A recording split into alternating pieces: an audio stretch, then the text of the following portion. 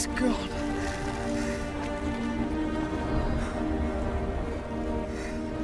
It's done.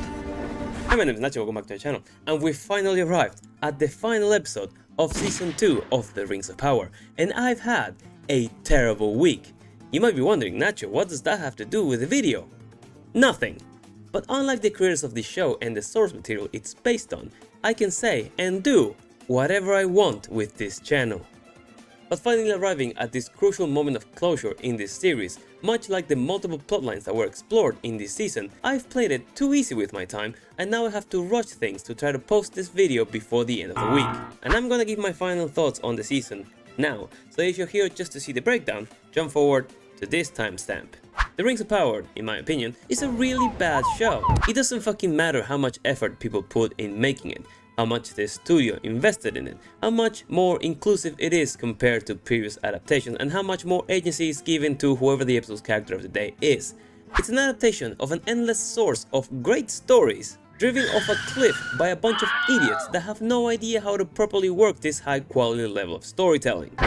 It's like giving a high-performance, custom-made, top-of-the-line vehicle to a retarded monkey and expecting him to make it to the end of the street. However, despite all the bad, and it's a lot of bad, including the plot, the acting, the casting, the costume, the scoring, the character motivations, the continuity, the constant contrivances and coincidence, and the dialogue. Oh my god, the dialogue!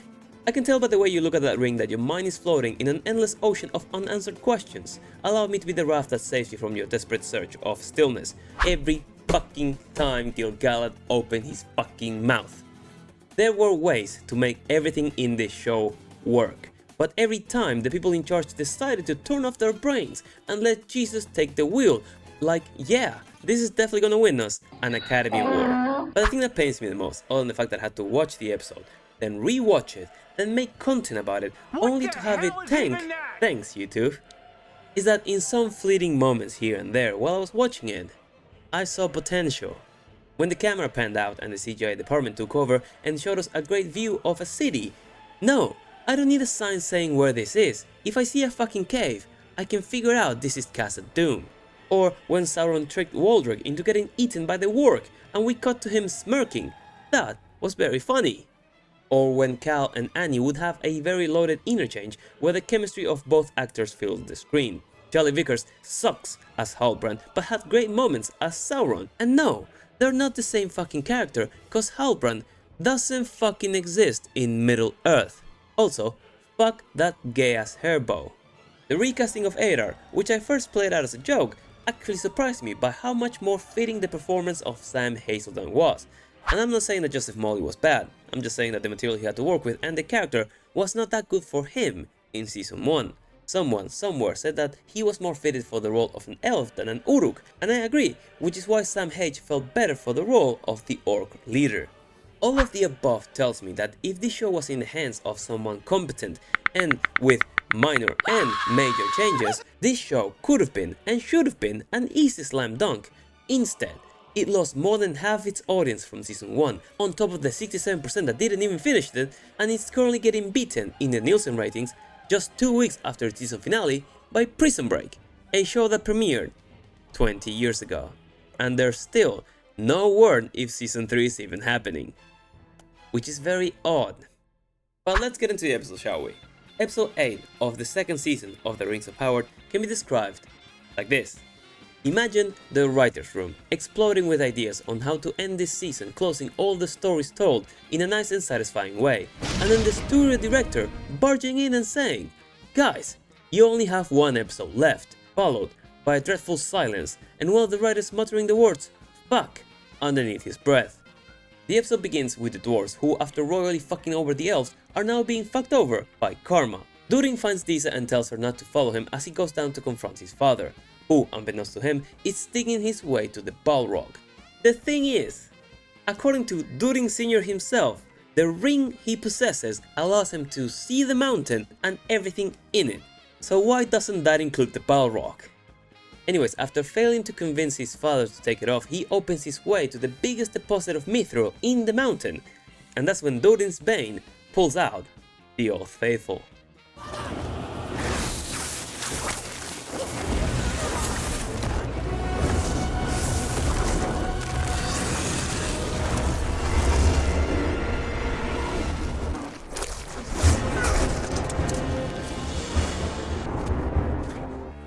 fools.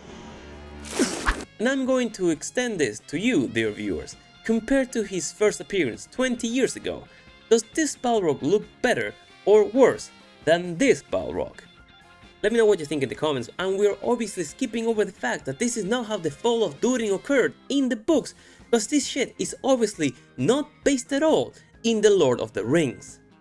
But Durin Sr., cornered by the beast, takes off his ring, says farewell to his son, who he now refers to as King Durin, and leaps to fight the Balrog.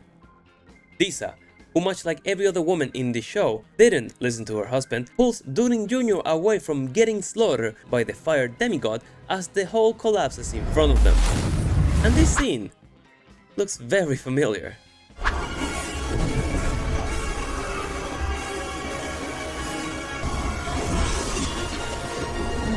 What an idiot. Now, if you're someone who's a fan of this show, and you think, this looks cool, that's great. I'm happy for you, more power to you. You don't have to hate this show. However, I would like to direct your attention to the fact that a creature who is canonically as powerful as Sauron has been awoken from his slumber and is now being held back from killing everybody by a thin layer of rock. After that intro, we cut to Gandalf in the middle of the Stool Village, which looks rather empty in the worst color-corrected scene ever made, when the Dark Wizard shows up and starts monologuing. Okay, how did Gandalf get here? Wasn't he shopping for stuff in the middle of Death Valley? What happened to that side quest? Has he been here before? Otherwise, how was he able to find the Stool Village so quickly? The Dark Wizard explained that he is also an Istar and offers to join forces, despite wanting him dead in previous episodes, and tells him he has the girls. He then betrays the nomads he's been working on since the beginning of the season, and they just run off scared. Man, we're really running through these character motivations quickly, aren't we? What is this? The Acolyte? Also, in all of this, you might be wondering, where is Slim Lady? Shh. We forgot about her. But as Gandalf rejects joining him after learning his motivations to take Sauron's place, the Dark Wizard, who we are now gonna name Dirk, cause I'm getting really tired of saying Dark Wizard all the time, Dirk lifts aside of the mountain with his staff in order to drop it on the village. And that's when the dirty halflings start popping out. Why would you step away from the protection of your rock-embedded house to get on the street the moment there's a bunch of floating rocks about to drop on your head? As Dirk leaves, allowing the rocks to fall, that's when Gandalf Ray Palpatines the rocks from fully dropping and killing everybody. I guess he didn't really need the staff after all, hey? What a waste of my fucking time. Back in Numenor, Tits McGee gathers all the leaders of the faithful. That's when Al shows up, informing them that they are all now considered traitors. And throughout the city we see soldiers going around arresting everybody. That's when Tit goes to her father to warn him about it, and we cut to Elendil gathering supplies to live with Miriel, who is blind as fuck now, and tells him that she won't be coming with, and as a parting gift, gives him a sword. And yeah, this is one of many instances when the filmmaking choices for certain scenes in Rings of Power appear to only be made to resemble, with striking similarity, the ones from the original trilogy. The first thing I saw on Twitter after this episode premiered was a bunch of brainless goblins going around saying, "Oh my god, look at the parallels, he's just like Aragorn."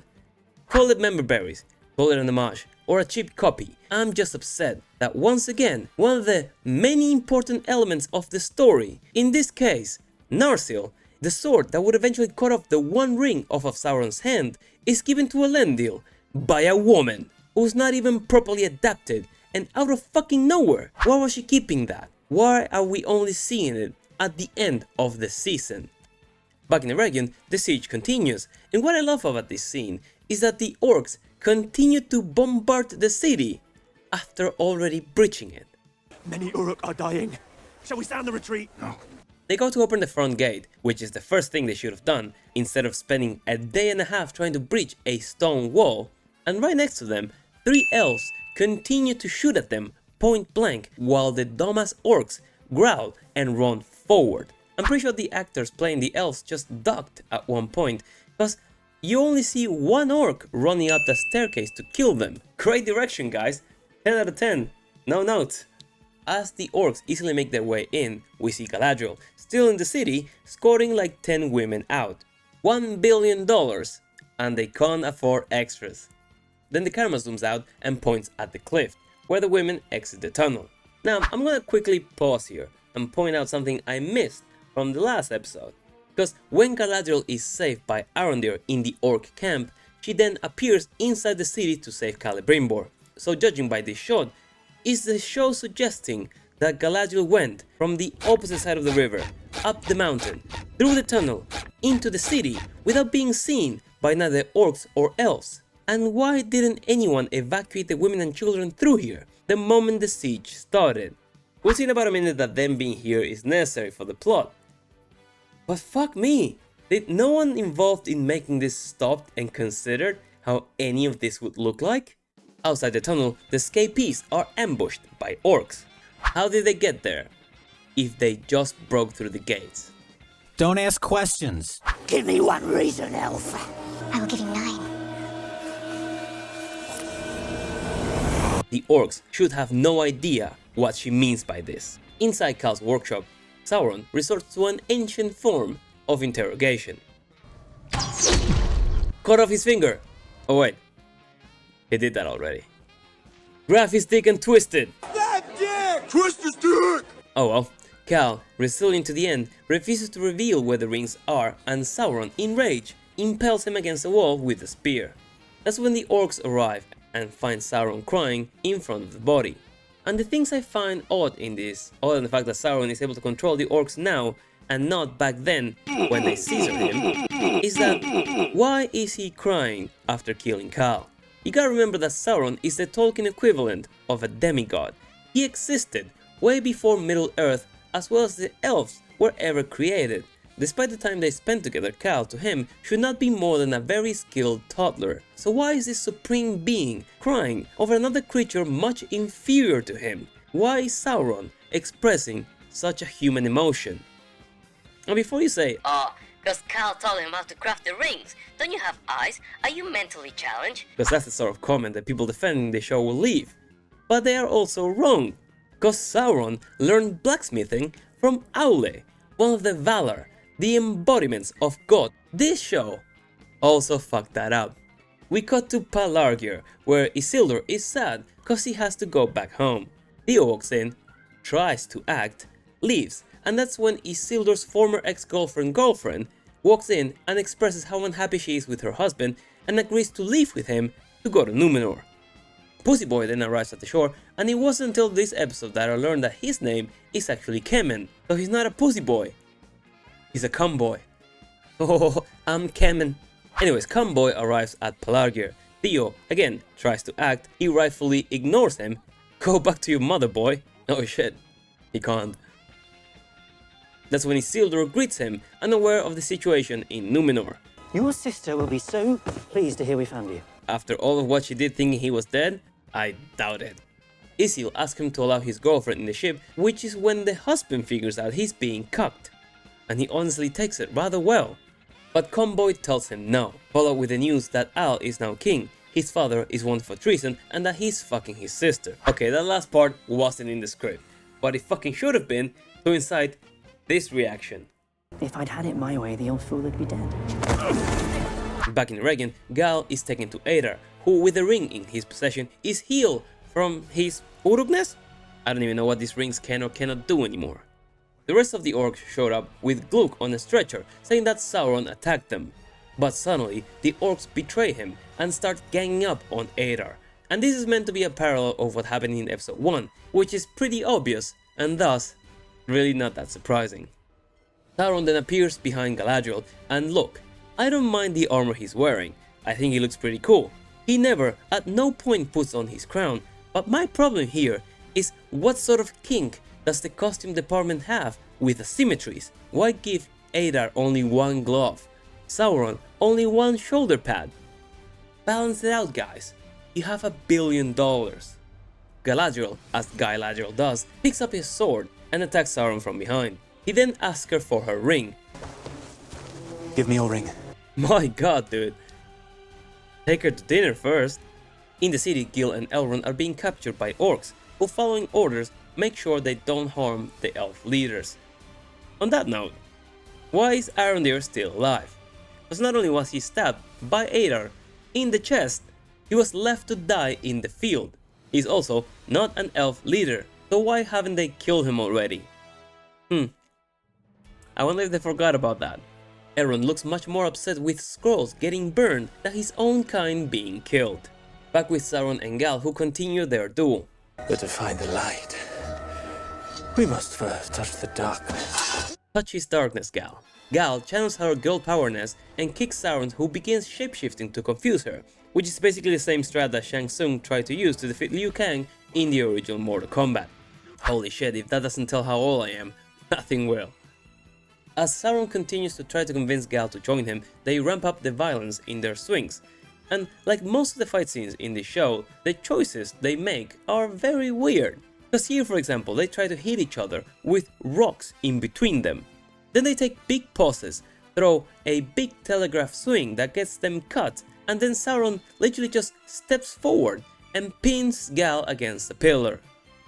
Was there no fight choreography expert they could have called to make this look less like dog shit? Sauron manages to stab Gal with his crown, so fight's over. Gal collapses and Sauron gets the Rings of Men. In that moment we hear a horn and the dwarves make their way into the city, take over the battlements and begin shooting down the orcs.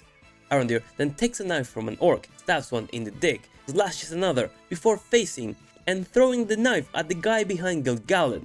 No wait, he throws an arrow at him.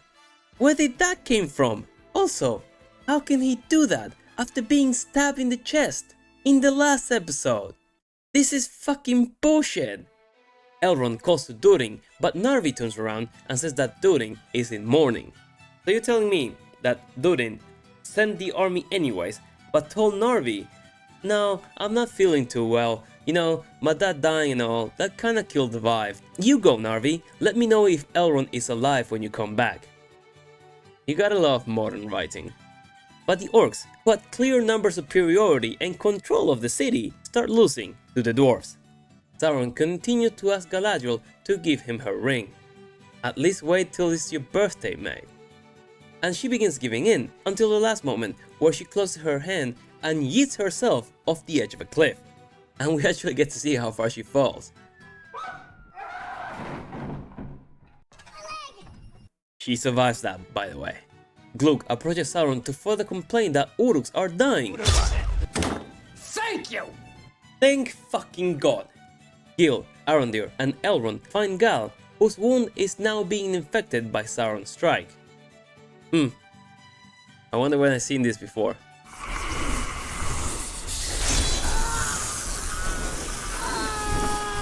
Gil pulls out his ring and tries to heal her, but his power is not enough.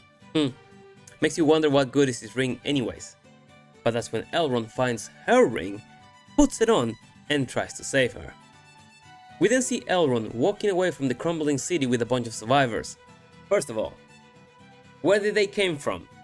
There was literally no way out of the city, given that not only the front, but also the mountains were full of orcs.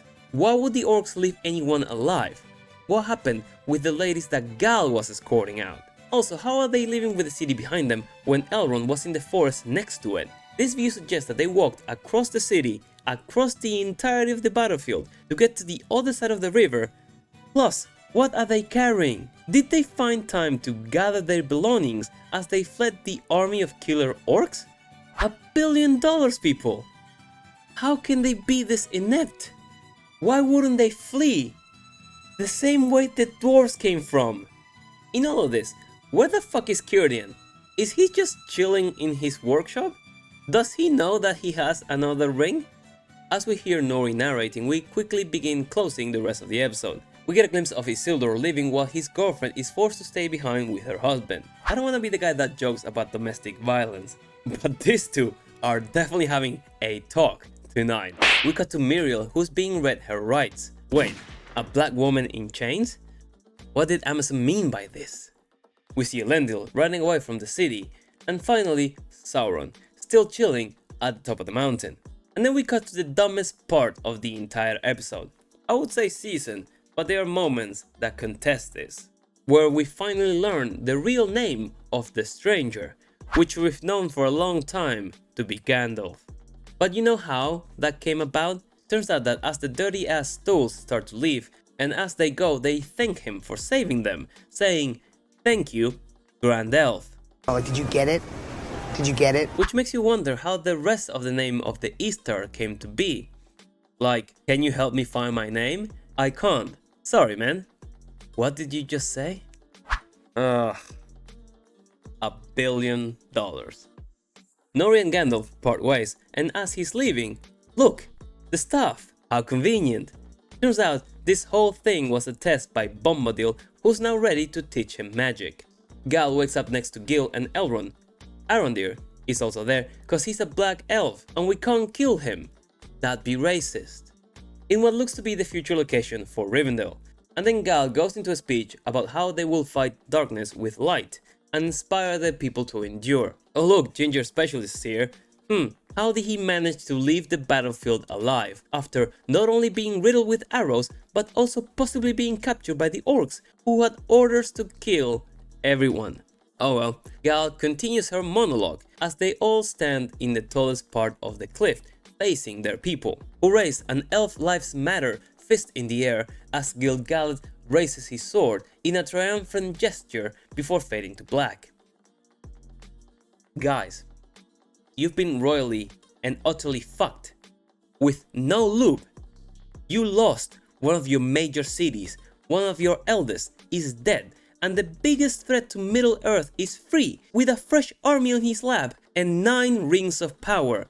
This is not a "we will rebuild" type of moment. You're in dire straits. Fucking act like it. But that, to everyone's happiness, especially mine, is the end of Season 2 of the Rings of Power. So far, no word has been spoken about Season 3, although 5 seasons have already been paid for. Not sure if they have any money left though. But I can't imagine how can they keep this up. Every interview is them saying how they respect the lore while giving themselves enough leeway to reimagine it however they see fit, to suit their bullshit personal agendas. The biggest offense remains the constant shipping of Galadriel and Sauron. This show stopped being about the Lord of the Rings a long time ago. So how can they continue it while drifting so far away from the source material?